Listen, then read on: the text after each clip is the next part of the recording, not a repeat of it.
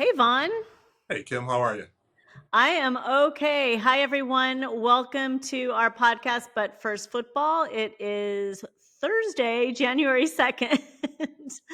And before we get to it and talk about football, it feels like we just at least I'm sitting in front of my peace tree, you might notice today, just because of what happened in New Orleans, very much on my mind, and I know on everyone's mind, and definitely on football fans' minds.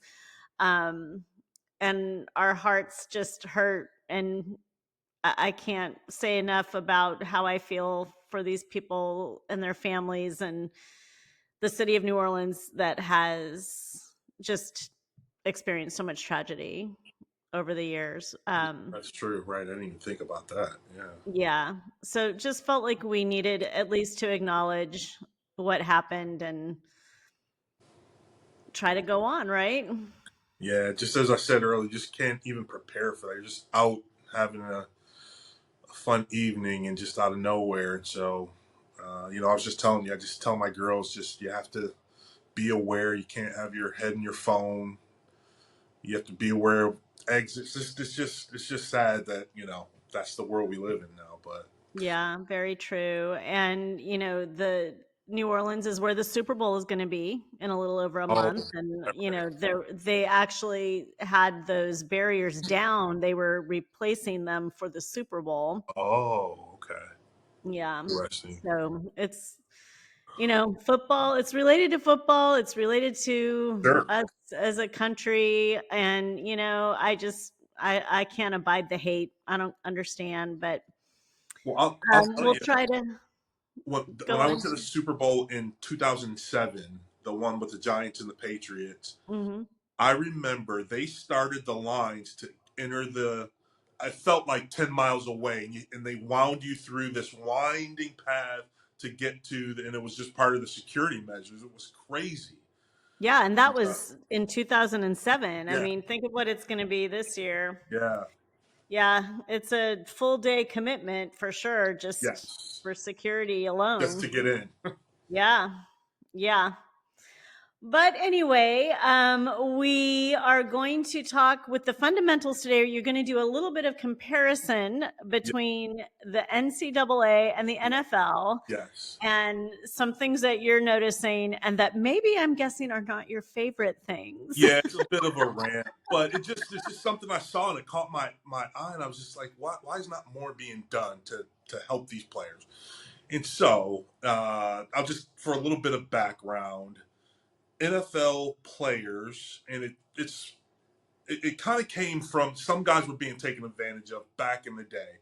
Guy would have an agent negotiate his contract. Some agents, some disreputable agents where they would take their percentage for the entire contract up front, and then the player, these contracts are made so teams on the back ends, they're front loaded, so the teams on the back ends can, I'm sorry, they're back loaded, so the teams can cut you after a couple years. You have a 5-year deal, and then the majority of the money you never see. But some agents were getting paid on that total, that the total.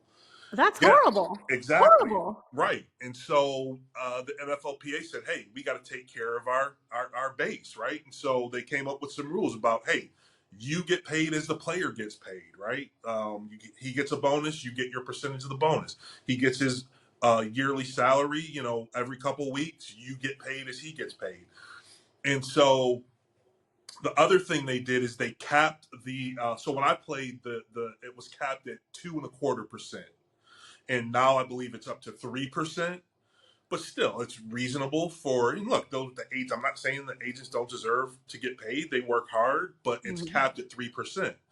And so I just saw a little something over the weekend with the college football playoff, and kind of what's happening. I understand it's the wild, wild west now with NIL, the transfer portal, the ability of players to leave school, and I've been pretty hardened about some of the old school guys, the Nick Sabans, and on one hand, I thought it was just coming strictly from a place of, hey, I'm losing control because now players are getting a piece of the pie. Not even really, because they're not. NIL is separate from the money they're generating on the field, which I think they should get a piece of as well. Yeah. But if the players aren't broken hungry, then they feel like they're losing control. That was my stance. And looking at it, you know what? I think there is a little bit of an element of, hey, I want these players to care about more than just what's in it for them. But at the same time, I think there's a way for the players to, sure, what is in it for me, and you still be able to instill the lessons that you want for their future. Because again, 1% of these kids are going to the NFL. And so, what the story I saw that has me so concerned is that players can have agents to negotiate NIL deals, and so there's 6,000 plus players that were in the portal at the start, and what's happening is agents are calling schools, hey, what if player X was in the portal? How much do you think he could get at your school? And so he's shopping them at different schools. But what's happening is then he goes to the player and says, hey, if you leave the school you're at, I can get you X amount at this school. And they're taking upwards of 15-20% of that money that they Oh negotiate. no, Yeah, exactly. no. And I said, how is the supposedly as wide and encompassing as the NCAA, how have they not anticipated some of this and put rules in to help these players negotiate? It's very new. It's new for everyone. But you're an organization, you're supposed to help your constituency and put some rules into place to protect these guys from predatory. I'm not saying all agents, obviously it's not all, but certainly some are being predatory in this instance. And I almost think, like, the cynic in me says it's on purpose. Like, they're upset about the power they're losing, and it's all like, okay, well, this is what you wanted. Hey, have at it, right? Like, just throw them out there to the wolves. But if the NFL has the foresight to protect its players, and the NCAA has an obligation. And again, Well, but Vaughn, isn't the NCAA just known to be a dysfunctional organization? I mean, that's true.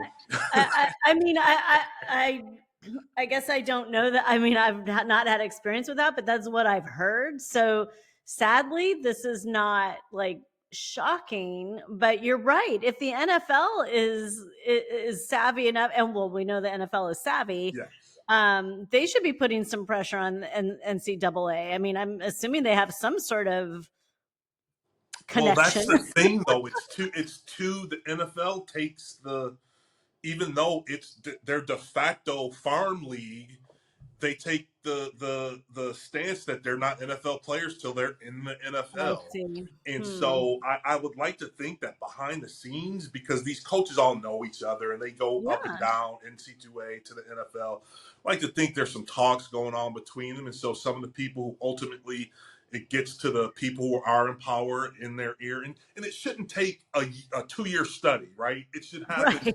this off season. Hey, let's put some guardrails in. And that's not to say all of a sudden we're going to limit player movement or limit these players' ability to generate revenue. But in terms of protecting them against people who are predatory, and hey, let's shout from the rooftops about agents who aren't being predatory, who are taking a reasonable cut of what they're negotiating. This should be Yeah. a partnership over the course of their time in the NC2A, and so that's basically it. And so, and it does relate kind of to the NFL in that, like I said, there were some things going on, and now there's rules to protect the NFL player base against people taking advantage in that respect. So, yeah, Yeah, well, the NFL is certainly savvy enough to know that their product is 100% dependent on these players. right. I mean, yeah, NC2A needs to take a lesson. And exactly what you said is why I've been so upset about the Nick Sabans, because it's so hypocritical to me to make what Nick Saban made and then to be upset that a player says, "Hey, what's in it for me?" And he's getting Right. even with the NIL, he's getting a fractional pittance of what you've generated, and you're Yes. upset because he's saying what's in it for me, and Yeah. because he's 19 and he doesn't know any better. So instead of quitting, which is what he did, why don't you pull him to the side? Hey, this is why I wanted to. Hey, this is part of it, but I want it to be more than that for you. Well, I think it'll be interesting to see kind of who that next great coach is in Hmm. college football who's going to really take the lead on this and say Yes. this is here, that Yeah. NIL is part of what we do. Let's figure out how to work with it. And, Yes. now I had a question for you. Is it true? Am I reading some of these articles correctly where some of these coaches are actually paying their own money to these guys for NIL? Like, is that not happening with Mike Norvell at FSU? Am I missing that? Now that might be out there. I haven't specifically heard that, but the way NIL is it's not supposed to come from the school. The Right. idea is that they are getting paid for a situation where they're getting paid for their likeness Name, as image, or likeness. advertisers. Yeah. Yeah. And that's not exactly how it's working. Again, it's early. It's the wild, wild west. I think things will contract a little bit in terms of how it works. Um, Again, I think there do need to be some rules, but I don't want it to limit the player's ability to again move. If coaches can move, the players should. Right. That's the other Right. thing too, in terms of the movement. What people might not know is that it's not only that players are no longer penalized when they move. They used to have to sit out a year before they could play. That was one. But the other thing is your coach, your current coach, the school you're leaving, had complete control over what schools you could transfer to. So Right. if you played at SC and your coach didn't want you to transfer to Notre Dame, he could say, no, you can't go to that school. Now it's why. So again, they've lost some control, and some are really pushing back on the whole system. Oh, and everyone's throwing. I'm seeing so much guys throwing their hands. It's the end of college football. No, college football is going to go on. It'll Yeah. look different, but it'll be fine. Trust me. Well, And someone could really be a hero. Like, yeah, this is an opportunity for some young coach to figure it out and be the hero in the front lines of, hey, we've figured out how to work through name, image, and likeness, and the portal, and this is how we're doing it, and lead the charge. yeah. I'm sure it won't be easy. I think some schools thought they had figured it out by forming these collectives and really going to the boosters, and the people go to the schools and say, hey, you got to dig deep. So we have this pool of money with which we can form these collectives and pay by position. But I think it's going to be the people who accept it, that this is how it is. It's good for everyone. There's enough pie. Like these ESPN is paying 1.5 billion for their package. There's enough money to go around for everyone, but within those parameters, hey, let's be out in front and say, hey, we're fine with you guys doing this, but hey, let's give them. They all look for little classes to try to teach guys how to, whether it's manage the money, manage the situation with agents. Like it's all. And here's the other thing too. Some people might not know. Some of these kids, not all, and I don't know what the percentage is, but enough where it's a thing.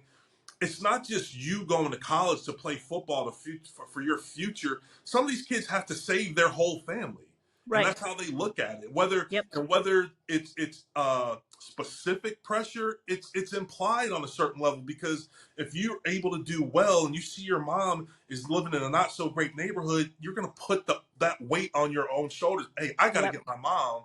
I got an opportunity here, right? Yeah. And so yeah, it's just so I know, bit of a soapbox. I'll get down from it now. Well, I think you're on. I think you're right, and it'll be interesting to see what happens. But we certainly have a lot to discuss this week in the football frenzy, because Yes. here we are heading into the last week of the Oh, season. I know. And it's kind of like, so I have to take my Christmas tree down this weekend, and I hate that. It makes me sad. That's how I feel at the end of the football Right. season. Like, what? I But know. hopefully the Bucks are going to make it, and I can put up my playoff shrine, and move on to that. So there's so much going on. So let's talk about our faves Yeah. first of all. And I'm going to throw out my fashion fave first. And I was super happy to be able to say that my fashion fave this week is my friend Sean Murphy Bunting, who plays now for the Arizona Cardinals. He just looked so sharp last week. I sent you guys a picture. I thought he looked just beyond cool. And Yes. then the other thing that I will say about Sean is we've discussed this before on this podcast, but that man takes care of his skin and he looks great. And the funny thing was, they did this little on the Bucks Instagram page. They, those little tiny mics, which I don't really understand, like the point of the tiny mics. But anyway, they did this little tiny mic interview about skincare. Do you know only one person on the Buccaneers team even mentioned skincare? The rest of them are like soap, water. I was like, Right. So Sean not only dresses amazingly well, but he takes great care of his skin. So fashion fave, Sean Murphy Bunting this week, loved his look. Now, I got to tell you, I'm guessing there's either a wife or a great girlfriend in his life. well, and a great mom, a great girlfriend. Yeah. But I will say, knowing him from my past life and the stuff that we've done with his charity, he has great taste. He has Okay. great taste. He really does. And he can wear anything because he's a size that Yeah. he can come in and he can wear off the rack. So Yeah. Anyway, happy to see him look so great. So my football fave, of course, was the Bucks win. Resounding win, great win. But even better was the duck. The duck on the field. Please tell me you saw this. I didn't. No, Vaughn. Oh my God. So this duck flew into Raymond James Stadium and landed on the field and was just hanging out. And Carolina was about to punt, and the duck was standing right there next to our return guy. And anyway, brought good luck. And Joe Tryon-Shoyinka blocked the punt, and the Bucks ran it back for a touchdown. And the duck was on the field the whole time. So then, like, this grounds guy, he's trying to get the duck off the field. He's like trying to chase the duck away. The duck's like, everyone loves me. Why would I leave? Like, he was, everyone was applauding him. Elizabeth was at the game. She's texting me, there's a duck on the field. I'm like, I know, I'm watching it on TV. So then ultimately, this guy who works the event staff picks up the duck, lovingly is petting the duck, and he gets him safely off the field. Now, fast forward to Good Morning Football. They get the guy, the duck whisperer, whose name is Anchor Brandt. Anchor Brandt. Okay, great. Who has this crazy mullet. He's wild. He's the nicest guy. They interview him on Good Morning Football about his duck saving. It was amazing. Best story of the week. I mean, and then there's everything like, Duccaneers or Ducks win or, Bucky Irving, who's an Oregon Duck. Sad to say about that game. But, he was the duck is the good luck for. So it was like this whole thing. But then I also had an animal rescue story of my own. Oh, really? On New Year's Eve. I know this is a little off subject, but it's on subject because it's animal rescue. Yeah. Elizabeth and I were doing our power walking, and we're very geeky. We wear our wrist weights, and we're like, I'll have to send you pictures. They're actually quite hilarious. So we're like walking, and we see a turtle in the road. Now that's not unusual, in Florida. But it was a pretty big turtle. And Elizabeth's like, I think it's already smushed. I'm like, no, I think it's alive. And cars were like going around it, and then cars were stopping. So she's like, well, get it. I'm like, all right. So I go out there and I pick up the turtle, and it's a snapping turtle. And so it's flapping at me with his legs. Right. And so I dropped him once, but I picked him up again. And I got him off, and I got him way away from the road. And at this point, there was like a line of 8 cars waiting for this to happen. Right. It's a lot of pressure, like there's all these cars, and I'm trying to save a turtle, and they're just waiting.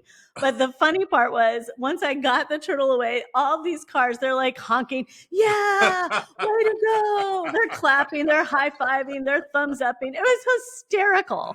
So for me this week, football fave and out of football was all about the animal rescue. Only in the deep south. Only in Florida. Turtle holding up traffic.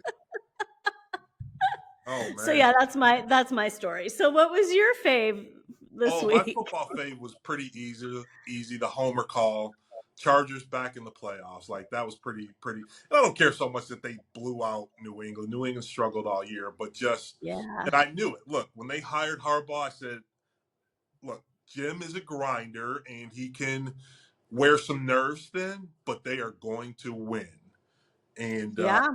sure enough, a year later, Sure they're enough. back in the playoffs, and they, once you get in, anything can happen in the tournament. That's all you got to. Hey, it all you start from zero, and everyone's happy to Well, take you that. realize that the Bucks, our last Super Bowl, we were a wild card team. We got in the Right. same way that we hope to get in this year.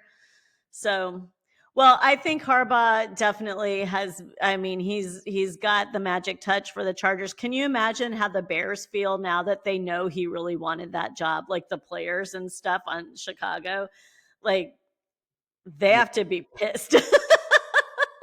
But I would love to be a fly on the wall when Jim interviews because I know that everyone knows the anecdotal stories, right? And Jim is a madman, right? But he's lovable on a certain level, and so I'm wondering because he has such a great history with Chicago. I'm wondering, kind of why that didn't happen. Like, how did he not interview well, or what was the? I didn't really catch the what the hubbub was about why he didn't get that job. But hey, all the better for the Chargers. For sure. Yeah. So my frustration this week, what's with these fans negotiating with players to get their, like, so it was one of the Philadelphia players got his first NFL touchdown, Mm-hmm. accidentally threw the ball in the stands, Oh, and they're like, no, that's your first touchdown. He's like, oh my god, and this happened to Mike Evans last year too with one of his records. But and it happened with one of our guys, the Bucks. But so to get these balls back from these fans, they literally have to negotiate. And Baker Mayfield was like, this kid is like, well, the kid wants to speak to Baker. Like, first I thought it was a joke, but then I'm like, it wasn't a joke. And they had to give him signed jersey and do like all this stuff. And I find that a little frustrating and a little crappy, to be honest with you. Like, sure, nice to get a souvenir. Like, if Mike Evans threw me a football in the stands, I'd be like, oh my God, that's amazing. But then if he said, oops, that my bad, that was my, 1000th catch or whatever, I would give it back to him immediately right. and would not negotiate some sort of prize package. What the heck? I think that's frustrating. I kind of agree. If it's like in that situation where the ball really doesn't have any monetary value, it's just sentimental to that player. Like if you like go if you were just to offer it back, the guy was going to give you something, right? Sure, Right. Right. exactly. Now, if it's say like Otani's ball where he had broken the record for steals and home runs in a season, that ball has potentially some life changing value. I can see it in that respect. But that's also different. That's Yes, also different yes, because in baseball, balls go into the stands. yeah, yeah, In football, balls only go into the stands if someone throws it there. true. Yeah, so I no, I agree with you, especially when it's not like in that situation where it's just hey, this is just a souvenir ball. It's not Yeah. hey, Yeah. I'll get you a ball if you want a ball, right? Yeah, exactly. Let me We have got balls. Yeah. I just that bothered me. So what was your frustration this week? my frustration is about tonight. There's no Thursday night football, and I I know. admittedly, even though the games haven't been completely great, like a couple other seasons ago, 2 seasons ago, I believe, whereas like every game was like a nail biter. They haven't been great, but I've gotten used. It's like that. Some of those families, like on Christmas Eve, they let you open one gift early. Yeah. That's how I feel about Thursday night, right? And so I'm just a little frustrated that there's no game tonight. I know. I Know know. that it's the end of the season. So I agree. And I said that to Elizabeth today. I'm like, oh man, I gotta wait till Saturday for football. yeah, There's why, two on why? Saturday, but yeah. I mean, the Sugar Bowl's on now, but that's just not that. It's not the same to Yes, me. But yeah. I agree. But this weekend is going to be crazy. And that Sunday night game, Detroit and Minnesota. Yeah, big one. Yeah. That's a big one. That's a big one. And then if we win and we get in, we could very well play the loser of that game. But but What if will they we go get in, the sixth seed if they get yeah, in? they'd be the fifth seed, Oh, fifth I seed. think. Yeah, yeah. So um flops. So I'm gonna go back to I have had this flop before. Um what channel is the Super Bowl on this year? Oh, I Is don't it? know. Good question. Because if it is that Sunday Night Football in America crew, not Rodney and Coach, Yeah, love them. yeah. But the rest of that Sunday Night Football in America Disney crew, knows. that is the worst show in football. It's so horrible. And just on a side note, back to the skincare thing, Jason Garrett needs some. He needs some skincare because he looks awful. But I just think that Sunday Night Football in America is the worst show. If they have the Super Bowl this year, I'm going to be really bummed because it's awful. Aside from Rodney and Coach, and I love them, and I think they should go to a better station. Well, I'll say this. I want to say NBC did it last year. I'm almost positive. I should just check. I'll check, but I agree with you. I've told you we've had this conversation. I don't care for the in studio show, and I talked to Rodney, Horrible. and I told him as much. Like they need to get you and Coach, and I get it. Like my favorite was when Dan Patrick was hosting, and he retired from it, but Coach and Rodney in studio. But he said they actually enjoy going to the host city, so they really like the role Well, playing now. but But we want to see them more I know, right, right. because the in studio is horrible. And by the way, CBS has it, so that Okay. means is Jim Nance and Tony Romo going to call the Super Bowl? Oh yeah, that's their number one team. So yeah. Hmm. Or wait, is Brady on? He's on Fox. Oh, okay. He's on Fox. Yes, Nance and Romo. Hmm. My buddy will love that. One of my Canadian buddies. He's not a big fan of Tony. So Yeah, I feel like they've lost a step, those two. well, yeah, yeah. What was your flop?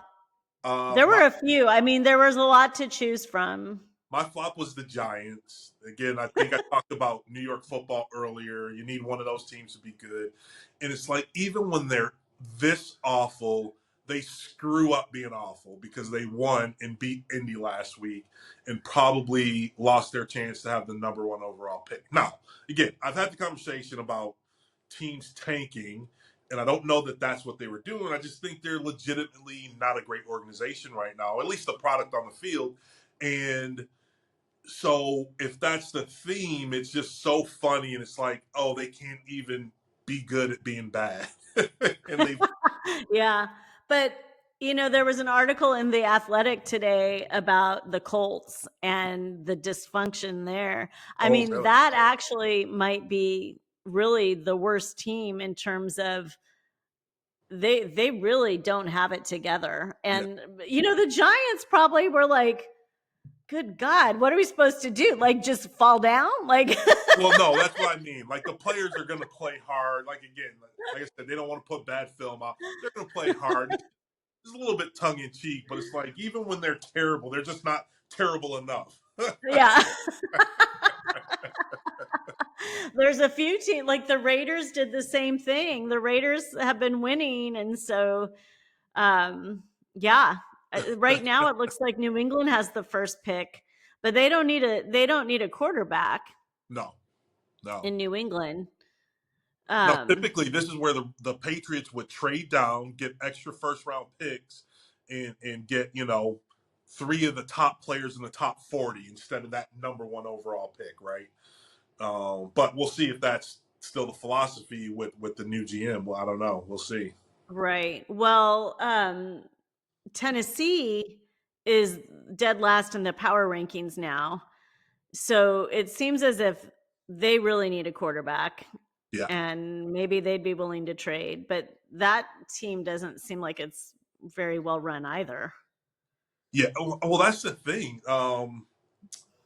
Sometimes your record on the field is an indication of what's going on behind the scenes of the organization. Yeah. Right? And then sometimes, in the rare case, it's like, okay, we're a quarterback away. We got to get, like, that's the thing with the Jets. Everyone's saying what a great job the Jets is. Now, I don't know about the turmoil behind the scenes, but in terms of they've got players on offense and defense, Yeah. still probably need to solidify the quarterback situation. I don't know I was going to say Favre, but if Rodgers is the guy, but they have players, great young players on both sides of the ball. So you get the right Well, quarterback. he gave a press conference, I think it was yesterday, that sounds like a goodbye, Sound and like kind that of likely retirement is happening because I don't think anyone's gonna, take him on.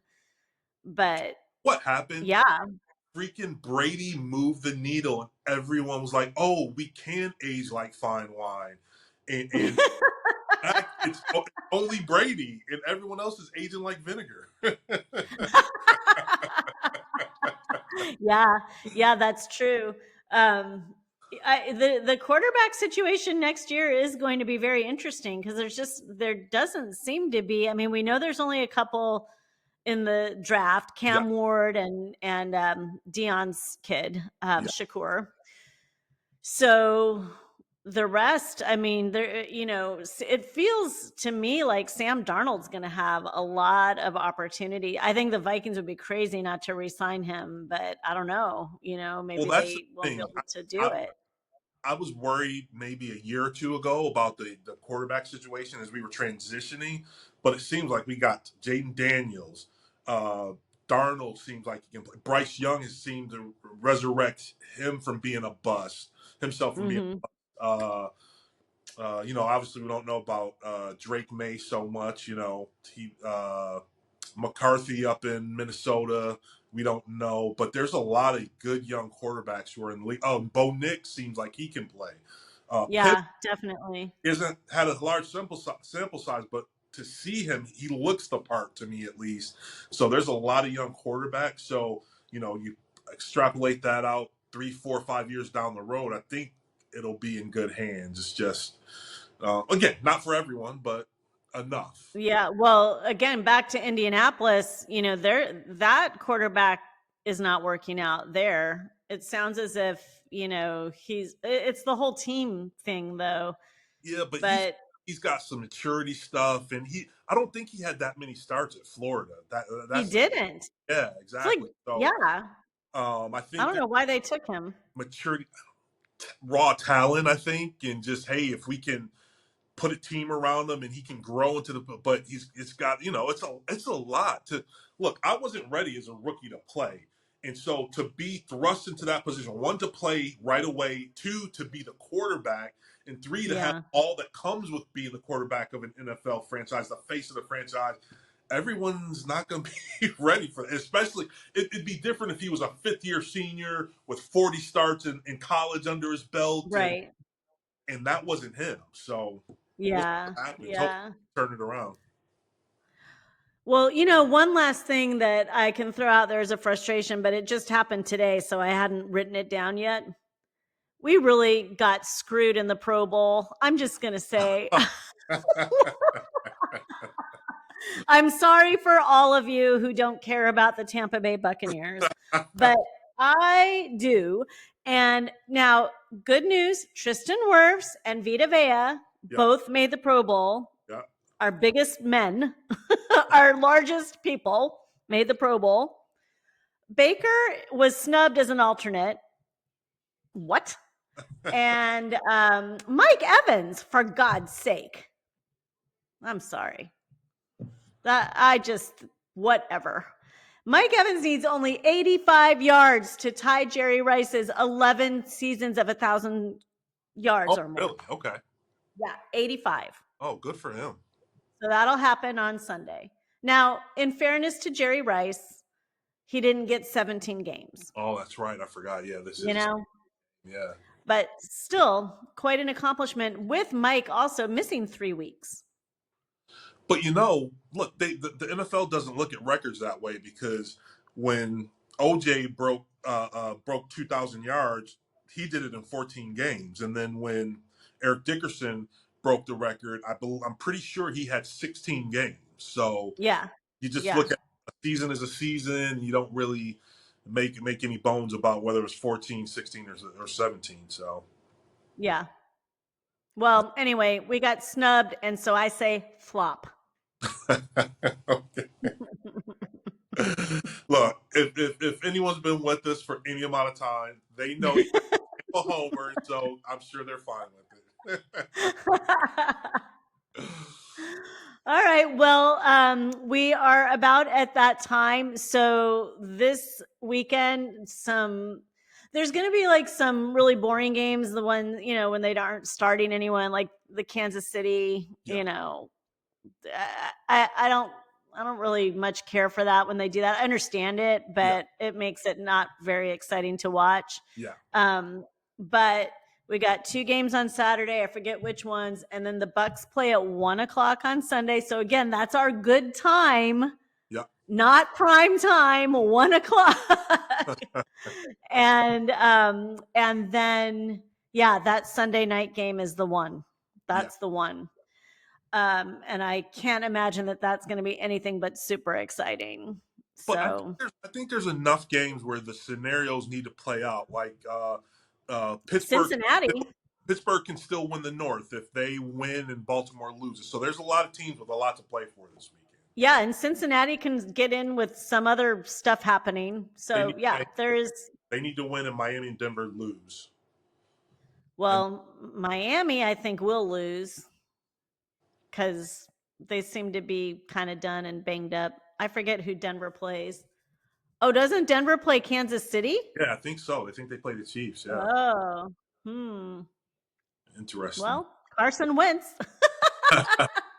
Who is? I'm like Carson Wentz is still in the league. Like, I know. Well, anyway, we will have a lot to talk about next week. The yeah, playoffs will be set. yeah, So we just have to get through tonight with no football. yes. And yeah, that's it.